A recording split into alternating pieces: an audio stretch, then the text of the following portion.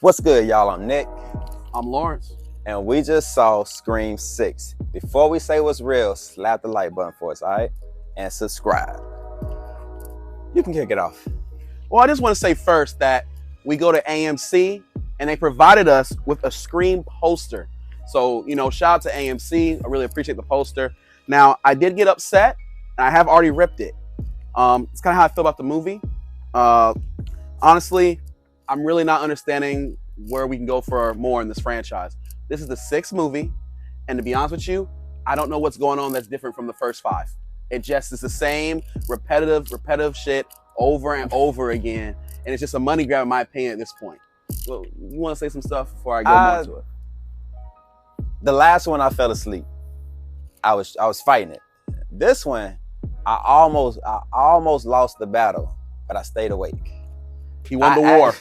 I actually enjoyed this one a lot better than 5. Believe it or not. Was there a lot of stupid shit in it?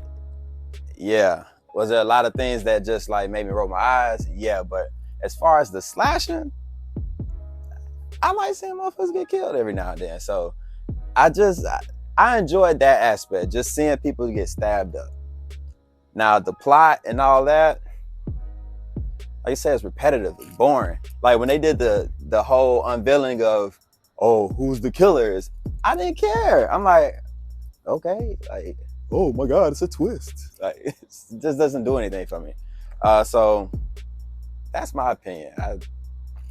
Yeah, I mean, I can understand what Nick's saying, right? So like the slash of these movies, every movie we get nasty kills with knives, right? It's really the thing. Every once in a while you get a gunshot to the head, stuff like that. But mostly it's with knives.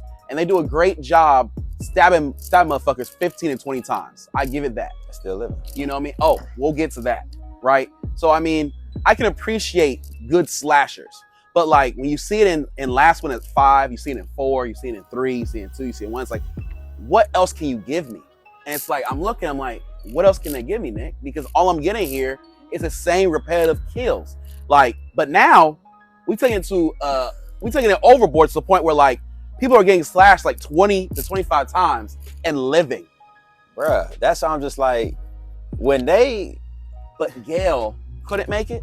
Bro, that's what I'm saying. Or she did make it, but first off, struggling to make it. Gail is an idiot. First off, you have a gun. You shoot at the door and you don't hear anything. He's like, oh, I'm still alive or whatever. Do not leave your sanction. Stay in your spot, grab a wall, and just sit there and chill. It's the dumbest thing when you have a weapon and it's a gun. Like if she had a knife, I get it. You can't just stand still because he can come after her. She leaves the room. She does a fantastic job hanging up on him, calling him. Oh, okay, that's where he at. Bang, bang. But she opens the door. I'm like, bro, you have a fucking gun. Like that stuff pisses me off the most.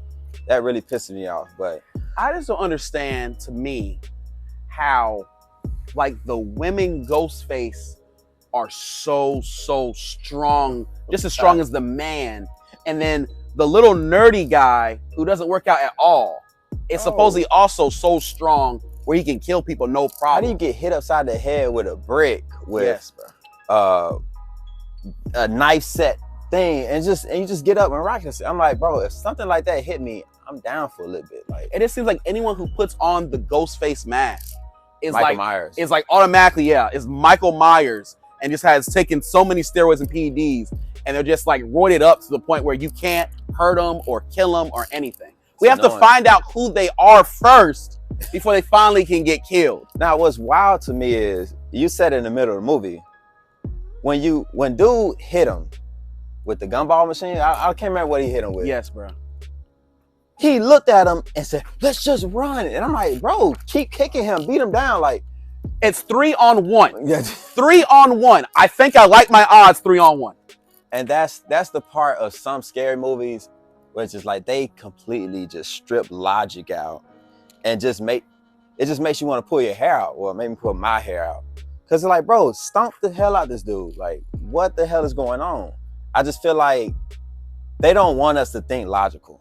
No. They want us to sit there and just feel, oh no, it's the Ghostface killer. Oh, can't do it. Oh.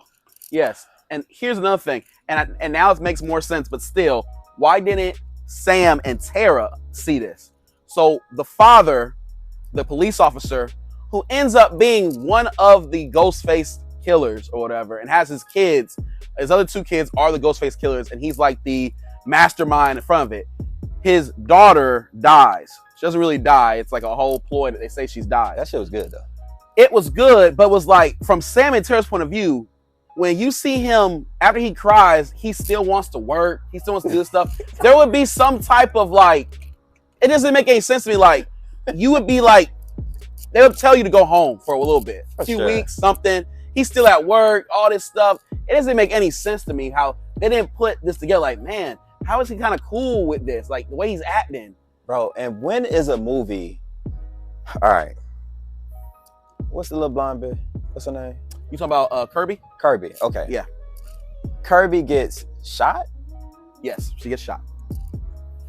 You get shot, you stay in one position. They have a whole scene and no one thinks about Kirby. That's why I texted you the movie, like, Kirby's gonna save them. It's so obvious, but I'm like, when is a movie gonna actually take a chance and do something that actually shocks you to save them? Because it's like, bro, if somebody gets shot, you're gonna notice that they crawl away, or it's just like, I'm just tired of these fucking movies doing that. It's always trying to save somebody after they've been knocked out, stabbed, or shot or something. Yep. They miraculously get up and have enough strength to just do a lot of shit. I'm just like, bro, try something different. I thought Scream would have did it, but it's just like she got shot, and then he actually got down and stabbed her, and then Sam took it out, and it's just like she's still just fine. There's so much blood being lost by Gail, by Kirby, and by what was the dude's name? What was the brother's name? The black guy. Yeah, I know you're talking about. The 4-4. Yeah. I can't remember his name. He got stabbed a record amount of times. They went to work on him. The way they did it was actually on point. They was, I was like, just go.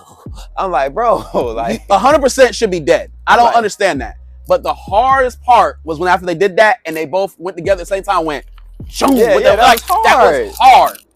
That was hard. It was hard until I found out who the fuck they were. Then that shit wasn't hard anymore. I'm like, what the fuck? These two? All right. He lives though. That just blows me. I'm like, they're showing us, like, how many, bro, if I get stabbed here, I'm pretty sure I'm done. Like, I just don't understand how these people get stabbed in so many multiple ways. All the loss of blood. Yes. Our resident nurse, please tell us, how many people should have been dead? How many of them should be gone? Yeah, everybody have a nice to go in and go out. Come on, man. Exactly. Now, tell me, the beginning of the movie, I wasn't mad at it because I'm like, it's Scream, it's supposed to be like this, so whatever. But tell me how, when the first slasher is stabbing her, why does he wrap her on the head or do something that seems like alluding to head trauma or something, but they only show her getting stabbed here, but he stabs her a lot. Like, bro, that's why I looked at you in the beginning of the movie, because I'm like, why are we not showing this? Yeah, just show us all of it. It makes no sense. I swear he stabbed her in the head. He did, bro. And there was no, I'm just like, all right, here we go. Like, they just, I don't know if the budget's too hard for makeup to pull that off. Just leave it alone if you can't do it. Like, that's just dumb. Now, listen, I will give a couple positives to the movie. Jenna Ortega, Tara, great actress. I thought she did a good job. I thought the stuff with Tara and Sam, the sisterly love, the back and forth of, the trials, tribulations of, Sam needing to let Tara go. I loved all that. It made a lot of sense with all the trauma they've been through. I actually love that until Tara gets up at the end and walks like nothing. Everything's normal. She gets stabbed in the gut. I almost liked it. I couldn't let it go. I'm just watching like, bro, she got stabbed. She fell from a fucking balcony and stabbed somebody. That's why I'm just like, bro, how? Bro? Let me go. And then it was good, but it's just like, and then he got back up after getting destroyed. Oh, but he got back up. I'm like, this is getting ridiculous. I think I said all my positives in the beginning. It's just, if you enjoy these movies and you don't have expectations of a great movie or a great franchise, it's becoming Fast Furious-esque. Like, you start doing so many to where it's just like, But the thing with this is, just like the Fast series, the same thing.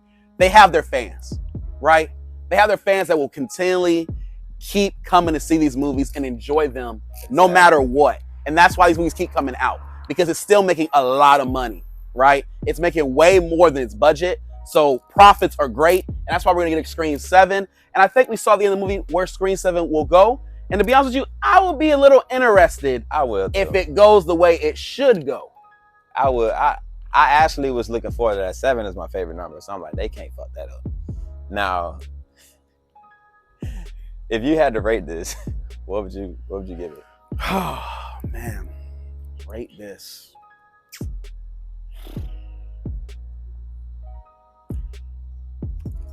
I'm going to go, because how I do my ratings is, as long as they keep my attention and I get entertained, you automatically usually get a 5.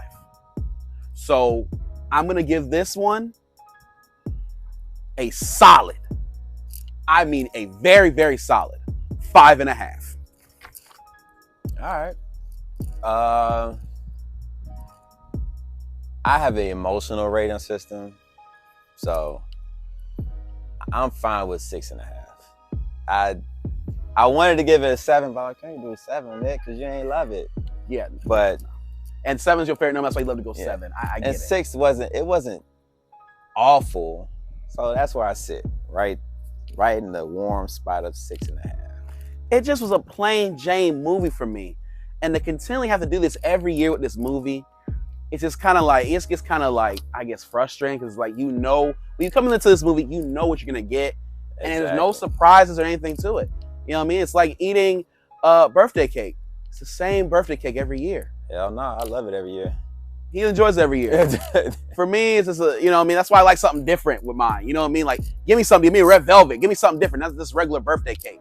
You know what I mean? Even the cookie sandwich, something different. This right here, it's the same thing over and over again. Scream is gonna be Scream. Scream is gonna be Scream. I'm gonna rip this up, because I don't want to see this shit again until next year, I guess. But with that being said, please like and subscribe down low. And that's Say What's Real.